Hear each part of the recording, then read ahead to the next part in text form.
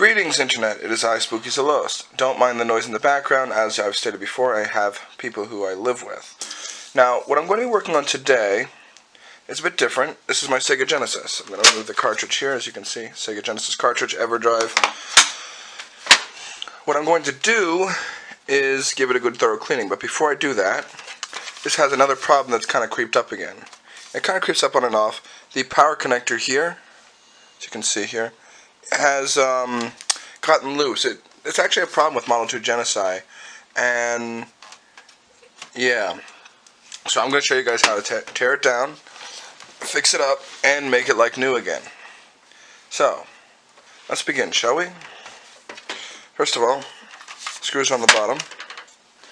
You will want your standard Phillips head screwdriver, preferably a bit of a long one. Or at least, one that's got a good connector piece on it like this one. What you'll want to do, as always, remember, righty-tighty, lefty-loosey. So, counterclockwise to loosen a screw, clockwise to tighten it. Should be a piece of cake.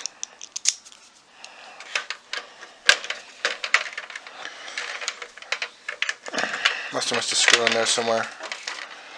And, of course, screw loose in there, maybe not. Takes a bit of work.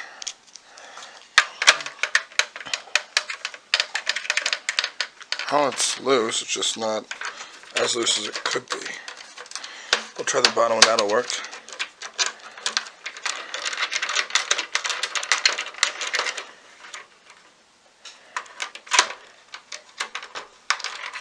Yeah.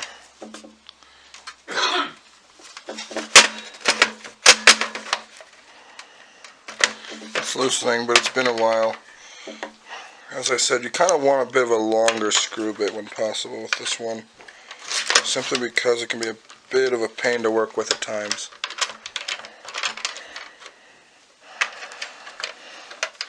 But as far as I know, there are only 2 screws to really worry about, or 4 screws to really worry about. And because I use it with the Sega CD, I've actually since lost the side piece here.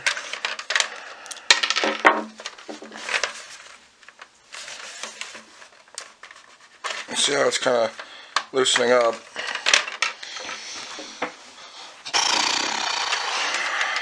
Well, this will take a minute.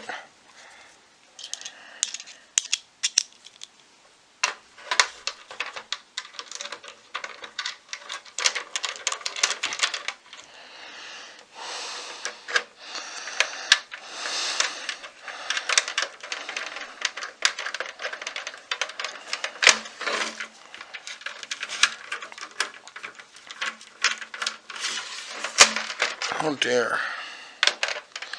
Now I've got to fix it. It's just been open and closed too many times, possibly.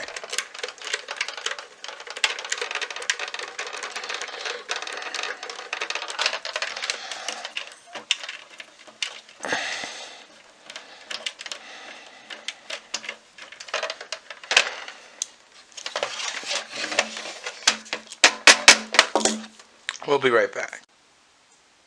Sorry about that. Sometimes you have to go digging through your toolbox for a longer screwdriver, like this one, and the standard ones don't work.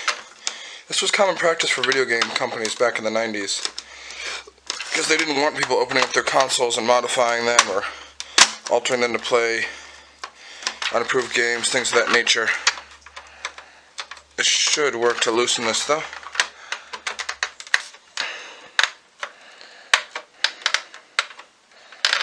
And I've had this Genesis since I was 3, so it's taken a few beatings as I grew up, but it still works.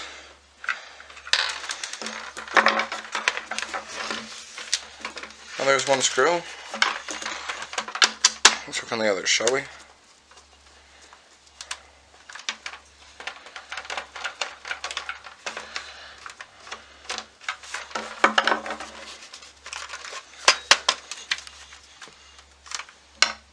Is it even loosening?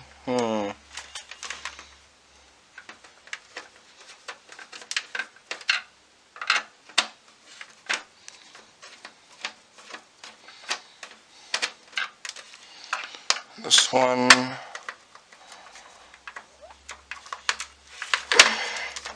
Sometimes with age, these consoles can get their screws a little stripped too, due to rust and other things. Unfortunately, I don't know where I can get more screws.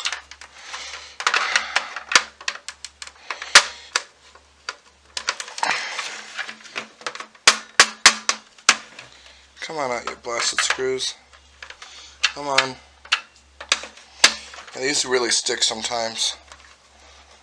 You have to give it a little pressure so it goes out properly.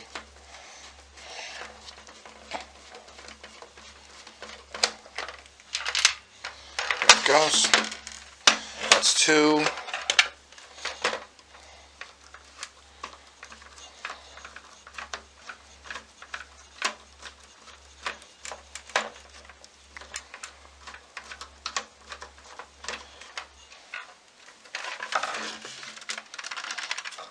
Almost.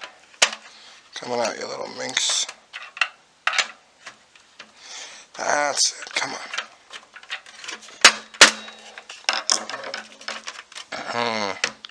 Give this one another go.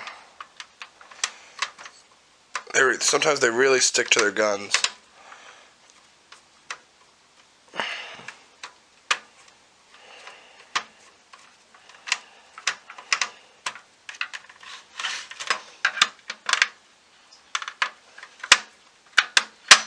I really should consider just getting a new set of screws for this thing.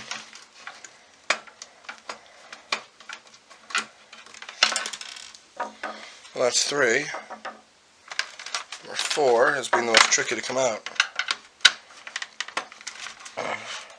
Sometimes you just gotta apply pressure from different angles until you get one that works.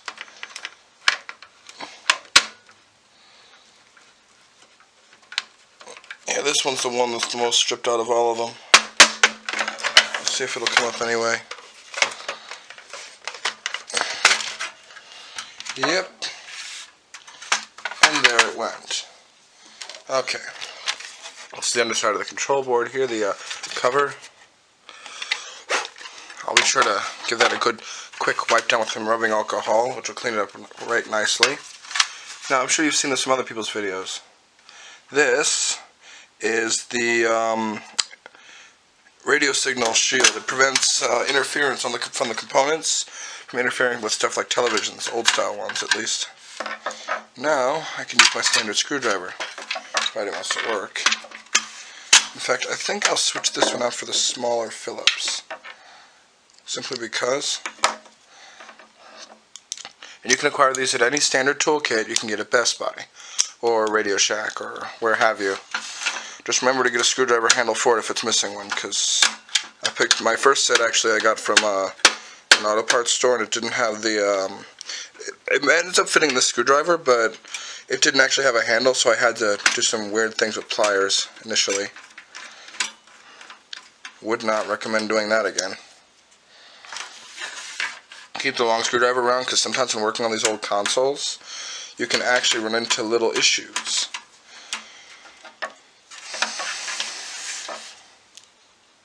Primarily having to do with certain tight spots. Again, they did this on purpose, so that it would be difficult and it would kind of deter people from actually opening up and doing things other than the actual technicians, which are paid to fix these things. Lucky for me, the only one who's ever worked on this console has been myself, and that was long after the warranty had expired, and when my knowledge and age got to the point that I was actually capable enough to do it. So, yeah. I remember the first time I opened this up too, I was so worried I might scratch or break something because I've had this for so long. I didn't want to ruin it. I mean, this has literally got all the original motherboard and components. I haven't replaced anything on it so far. Haven't needed to.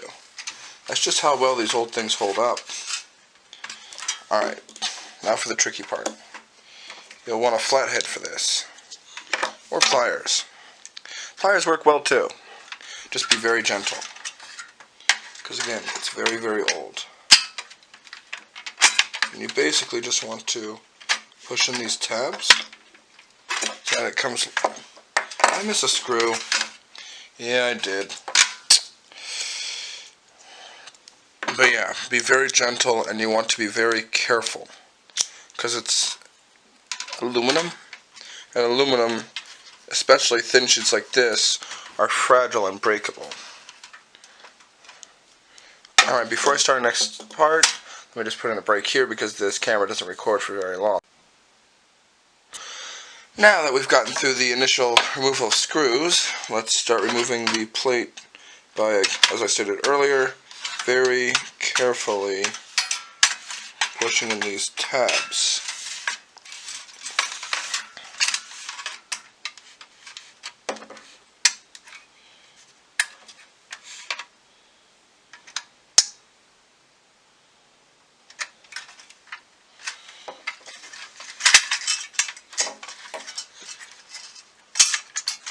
Oh, I missed another one.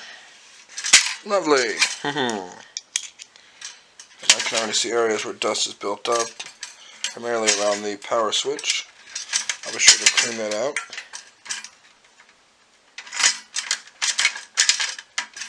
And I do the cleaning stage of things. The primary reason I'm opening this up, and try to keep your screws together, because they all need to go back exactly the same way. That's why I'm lifting it all up instead of removing the screws completely. Okay, now that that's out of the way, this is the Genesis control board. As you can see, there's some dust up around the power connector here, the power switch. There's the reset button. The cartridges go in here.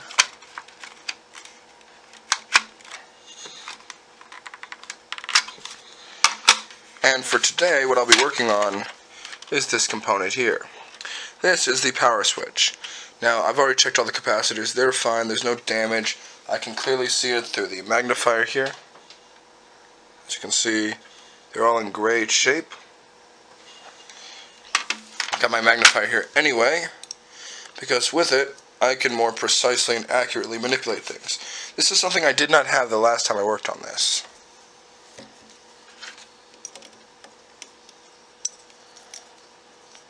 Remember, when working on game consoles, precision is your friend.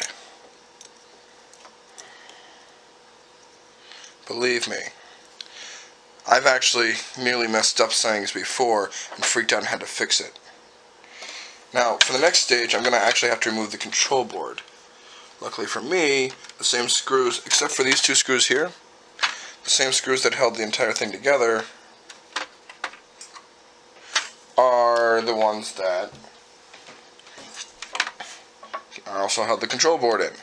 So, except for the one that held the cartridge connector in, it should come out, but let me just verify that real quick.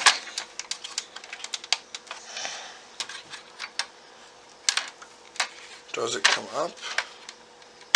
No, okay. And I highly recommend, if you're going to work on game consoles, getting a long screw or getting a extension for like a multi-bit screwdriver, simply because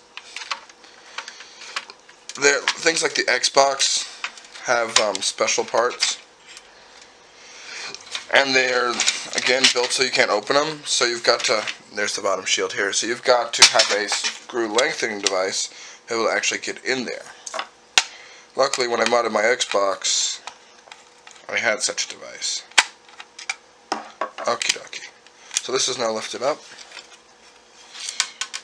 There's one screw.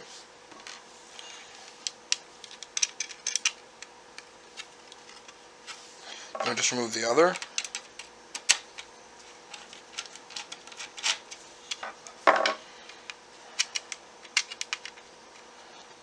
As you can see, sometimes they actually did use wires to bridge gaps, which is kind of interesting.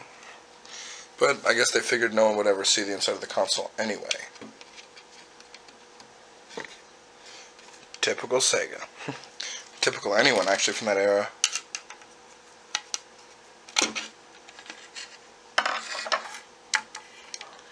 Well, I guess that doesn't really matter. Okay. Now, when it comes to the power connector, you want to keep in mind As you can see, I've already done some soldering here. That it's a little finicky. See where I was attempting before. Now I have much better skill and knowledge base. So, let's start up our soldering iron. Got my solder here. Let's see, where exactly is it broken? Interesting.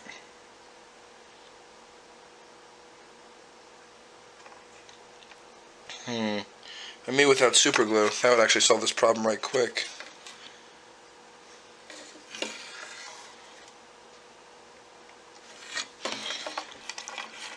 Okay, so here's the plan. It's a tiny hole here.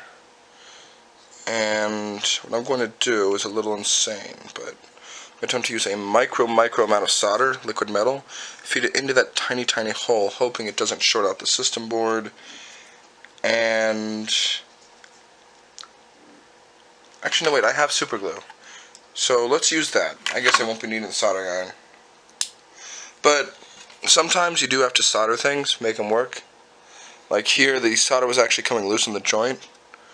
It's starting to a little bit, but it's not severe. It is disconnecting, however, and that's a problem.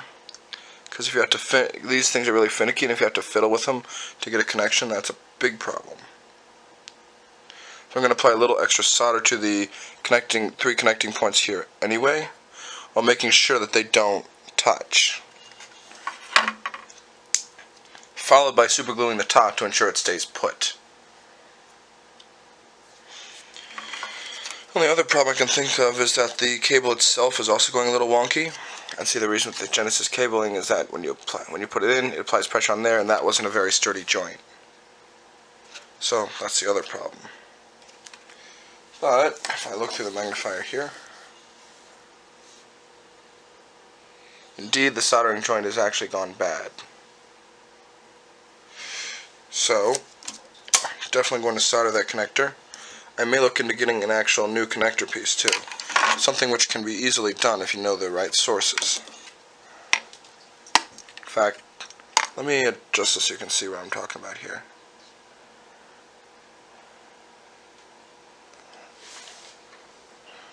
As you can see here, the solder point. See what's kind of... I'll get in a little closer for you guys.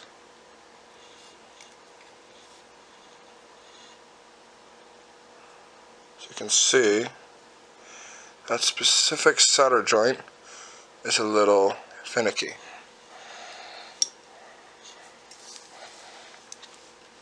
You know, I have yet to see a person actually show the solder joints and such. But I'm not your average everyday person. And I've got a pair of helping hands to keep this thing steady now. I didn't have the last time I did this. I've gotten a lot of upgrades since then. Okay, hold that circuit board steady. Adjust the lens, the magnifier. Adjust this thing's position so it's not going to be an issue. In fact, I should be adjusting this so it's much more focused on the area. Okay, so I'm all set up. I'm not sure where I cut off there because I was so focused. Basically, the solder joints here are a little finicky, and I'm going to put a little super glue on the top to hold it in place. Because that joint, with the pushing in and out of the connector, gets loose. Let's see, how hot is my soldering iron now?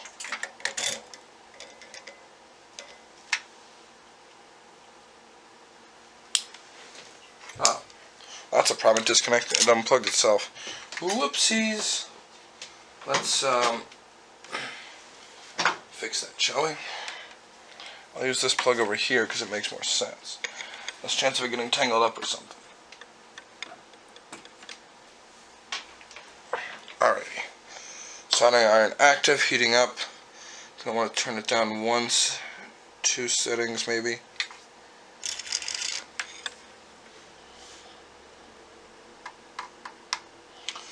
Got to heat up anyway.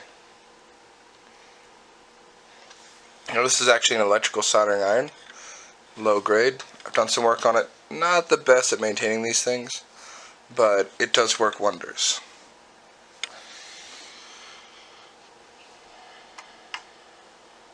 What I'm going to do is apply a little bit of extra solder. This is special solder that they use in circuit boards. It is, forget what it was, but I've had it for a long time. They mainly use it for electrical cabling because it has a higher rate of conductivity. Again, you have to be extra careful at those 3 points. Do not touch. Luckily, with these helping hands, the board's not going to move. I can actually get my work done here. Let's see. Alright, soldering, come on, heat up, heat up. It's getting there, but not quite. Ah, yes, the smell of the soldering iron warming up. Oh, I do love it. Come on. I'm surprised those two haven't made contact yet. That could be part of the problem. If I can disconnect them without burning the board. There it goes, starting to melt a little bit.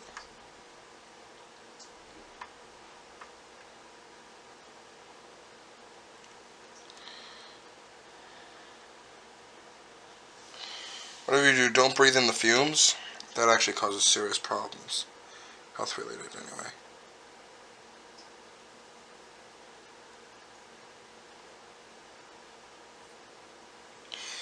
In fact,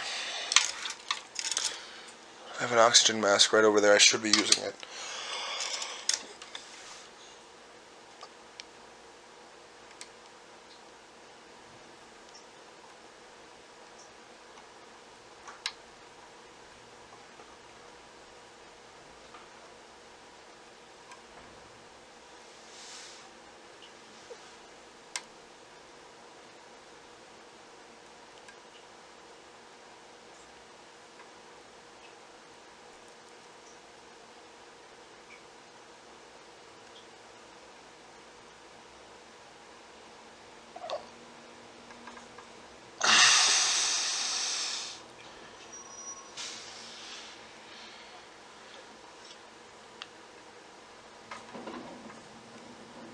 A little too hot there. There's a little smoke coming off. I don't know if the camera can see that.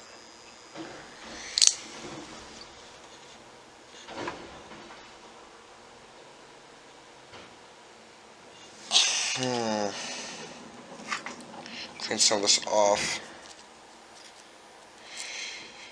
There's a classic technique involving a wet sponge to help get gunk off a soldering iron, which I use. People these days use steel wool and stuff.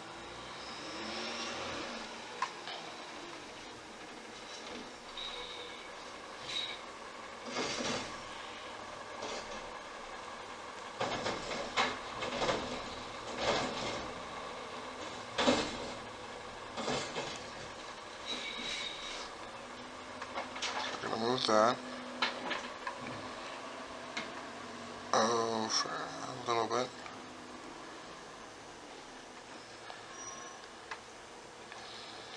Don't want to bridge those two, that would be a problem.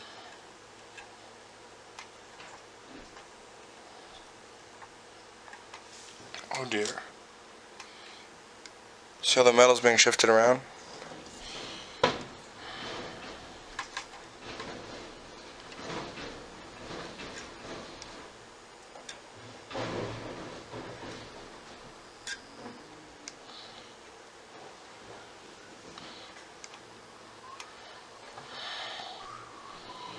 Okay, now I just want to apply a break in here. You know what I do with my pouch? Here.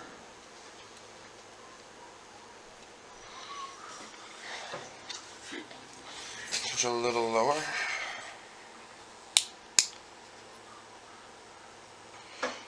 And keep your voice down, please. I'm doing it in the middle of recording. I want to break these two connectors simply because it could be very bad. There we go. Much sturdier connection of it.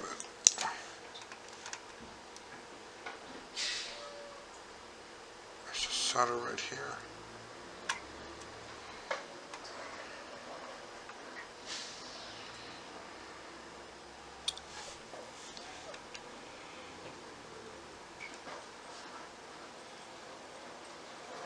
There we go. All three are separated and resoldered. I can let this cool. That was tricky. I know you saw a bunch of weird stuff, but that was not burning. That was actually just heat, and I gotta actually get a new tip for my iron because it's kind of old. But eureka! As you can see, I have resoldered this entire set here. So victory for Zelost. The wires are still intact, which is nice. Without any bridged connections. Now for part 2. Part 2 requires that I work on the power connector itself. And that it's still hot in it.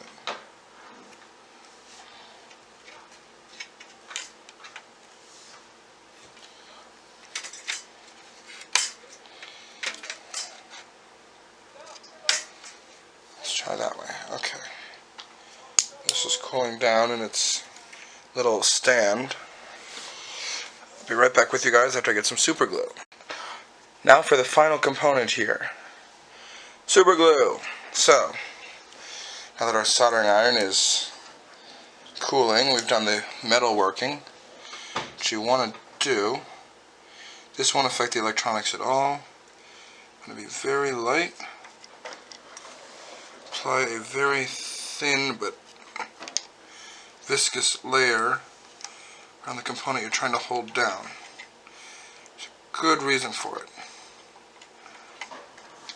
Because super glue is not conductive. Which means even if you overdo it a bit, which isn't a bad thing in this case, it won't hurt anything. Then it's just a matter of waiting a couple hours for it to dry. Now, while this is drying, which I will set aside since it's not going to leak anywhere. In fact, I'll set it on this tray because the bottom one doesn't. And be careful with super glue. You can get stuck to your fingers, and most people don't know the main component that actually takes it off is saliva. So if you ever get super glue stuck to your fingers, like I almost did, just well, spit on your thumb. Otherwise, it can actually tear skin off. Yeah, that's a little known trick I've picked up. Now, the bottom may be fine, but the top could use a good cleaning, so could the power connector. So what I'm going to grab next is my toolbox.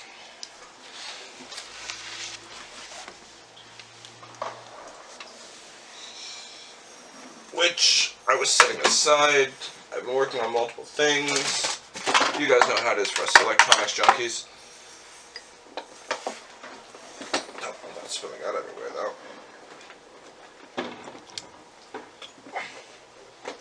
Come on, toolbox, be good.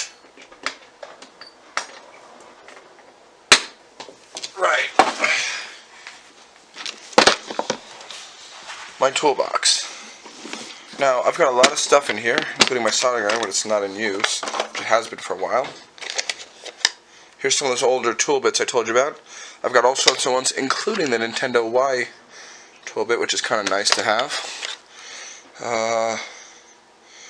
Where I thought I had it. Where did it go? That's a shame. A screw holder. Oh, that's right, it's in this one. Yeah. See? Yay, tri-wing tool bit. That one actually works in that screwdriver head, which is nice. I don't want to melt it though. So these are my spare and exotic components for it, for like various things, including Xboxes and Segas and all that stuff.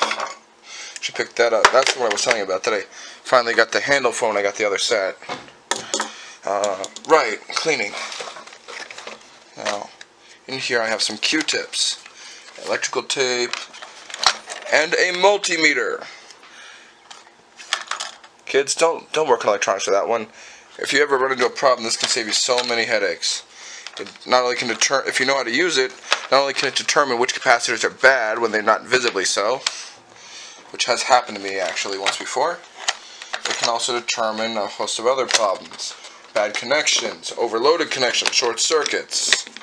I've used it to work on my house, my components. It's really nice. Okay, so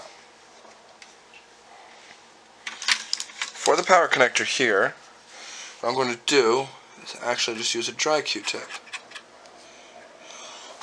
because it comes right up.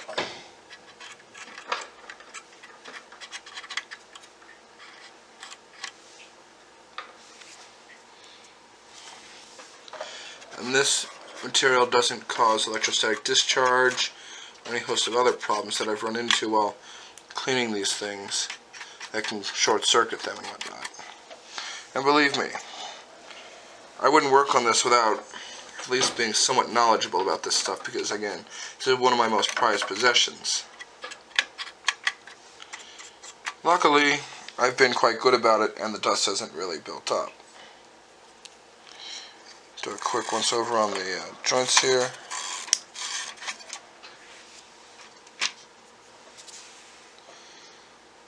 Kind of frayed a little bit, but that's okay.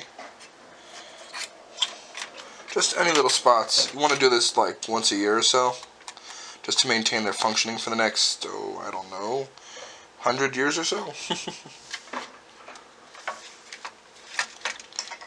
I want this to sit properly, so it actually has the connectors coming out of it again. So just adjusting it in there proper.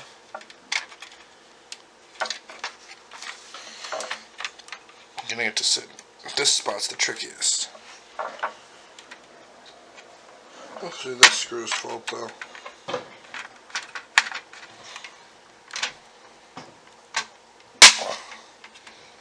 Give it a good press till it clicks in. Start reattaching it because there was no problems on the underside.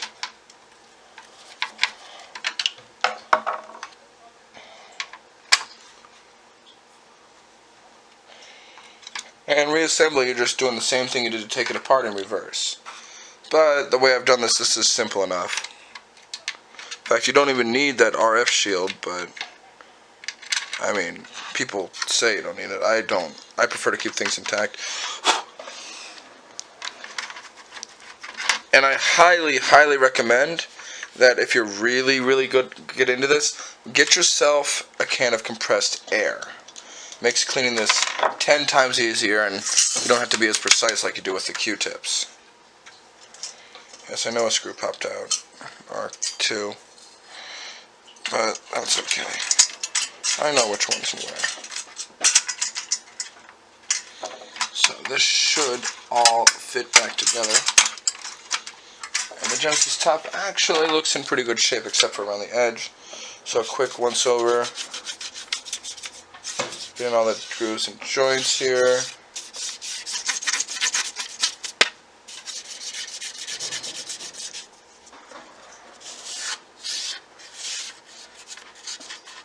Especially on the power connector, which seems to draw dust like crazy.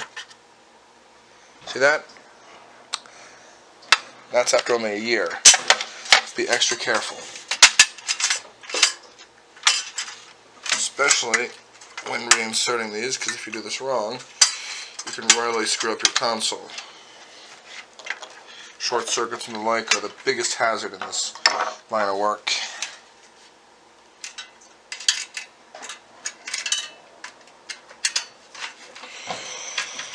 But after some quick assembly, which I'll get right back to you guys with, you'll see this thing is fully functioning.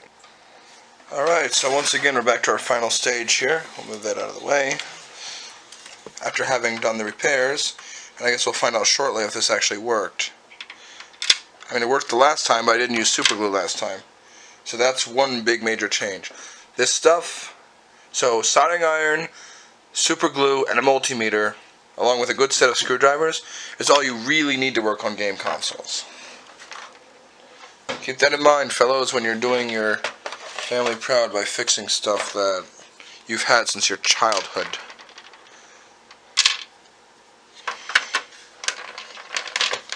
Because believe me, this is a worthwhile skill to have. Since I learned, this was the first console I worked on, and since then I've fixed my house, I've fixed my, I've replaced lamps, I've fixed an Xbox, and an NES, which was a piece of cake. Could you guys keep it down? I'm almost done here. I fixed, let's see, well, quite a lot of things actually. Let's see, I fixed a doorbell, I fixed wall sockets, and most of them don't even need all these tools. It's just the electronics that need like the super glue and the electrical, well, the electrical tape is useful for wall stuff, but there you go. One repaired Sega Genesis with its most common problem. And you guys will see shortly whether it worked or not. Be right back with you shortly. Alright, well, now we've got all this worked out, let me just acquire my game controller here. I haven't turned on the console yet. Toggle all the switches too. Fun times. Alright. Now, this all I am super glad about because it was a success. And I love it when things work.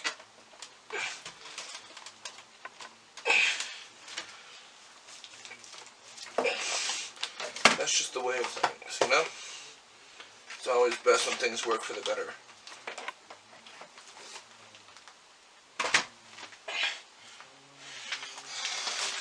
All systems go. In this case, what game are we playing? The volume low. Yes, Pac-Man 2, which, as you already know, I have the cartridge for.